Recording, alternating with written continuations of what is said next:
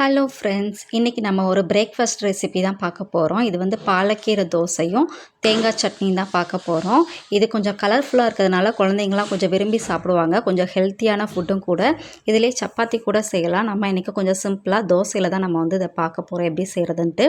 First வந்து தேங்காய் சட்னி வந்து நம்ம அரைச்சிக்கலாம். அதுக்கு ஒரு மிக்ஸி ஜாரில் வந்து கொஞ்சம் தேங்காய், அப்புறம் பொரிக்கடலை, பச்சை மிளகா, அதுக்கப்புறம் பூண்டு இதை மட்டும் சேர்த்துக்கலாம். இது வந்து கொஞ்சம் கல்லுப்பு சேர்த்துக்கலாம். காரமும் உப்பும் மட்டும் நமக்கு தேவையான அளவுக்கு வந்து எடுத்துக்கலாம். கொஞ்சம் தண்ணி ஊற்றிட்டு ஃபஸ்ட்டு கொஞ்சம் கொரகொரப்பாக அரைச்சிக்கலாம். அரைச்சி எடுத்துகிட்டு அதுக்கப்புறமும் கொஞ்சம் தண்ணி ஊற்றிட்டு மறுபடியும் நம்மளுக்கு எந்த அளவுக்கு பேஸ்ட் தேவையோ அந்த அளவுக்கு வந்து நம்ம அரைச்சி எடுத்துக்கலாம். அரைச்சி எடுத்துகிட்டு ஒரு பவுலில் வந்து இதை சேஞ்ச் பண்ணிவிட்டு அதில் உப்பு காரம் வந்து சரியாக இருக்கான்னு செக் பண்ணிவிட்டு மறுபடியும் ஒரு பேனில் ஆயில் ஊற்றிட்டு அதில் வந்து கடுகு, கருவேப்பிலை, வெங்காயம் போட்டு தாளிச்சிட்டு நம்ம அந்த பவுலில் வந்து ட்ரான்ஸ்ஃபர் பண்ணிடலாம். அவ்வளோதான், தேங்காய் சட்னி வந்து ரெடி ஆயிரும். அதுக்கப்புறமா நம்ம தோசை எப்படி செய்யலாம்னு சொல்லிட்டு பார்க்கலாம்.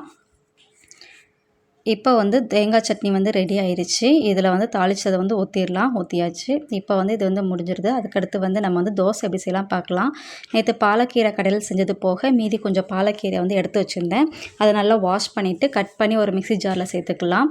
அதுக்கப்புறம் ஒரு வத்தலும் கொஞ்சம் ஜீரகமும் சேர்த்துக்கலாம். இதில் வந்து வத்தல் ஏன் நான் ஒன்று வச்சுருக்கேன்னா, சட்னி வந்து கொஞ்சம் காரமாக அரைச்சாச்சு. அதனால தான் இதில் ஒரே ஒரு வத்தல் போட்டிருக்கேன்.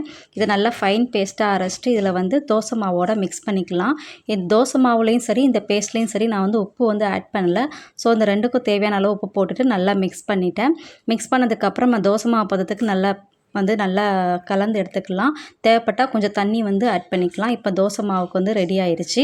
இப்போ நம்ம வந்து ஒரு தவா வந்து சூடு பண்ணிடலாம். சூடு பண்ணிவிட்டு அதில் ஒரு 1.5 கரண்டி தோசை மாவை எடுத்து ஊற்றிக்கலாம். இதை ரொம்ப தின்னாகவும் இல்லாமல் பெருசாகவும் இல்லாமல் கொஞ்சம் மீடியம் சைஸ்லேயே வந்து நம்ம வந்து ஊற்றி எடுத்துக்கலாம். இது நம்ம பச்சையாக கீரை அரைச்சிருக்கிறதுனால கொஞ்சம் நல்லா வேக விடணும்.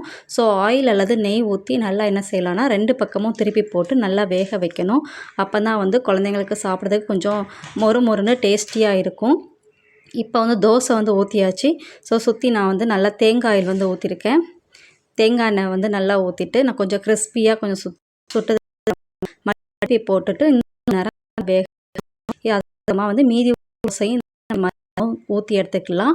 இப்போ நான் குவான்டிட்டி வந்து ஒரு 6 தோசை வந்து வந்துருந்துச்சு. அவ்வளோதான் ஃப்ரெண்ட்ஸ், நம்ம நெக்ஸ்ட் வீடியோ பார்க்கலாம். தேங்க்யூ.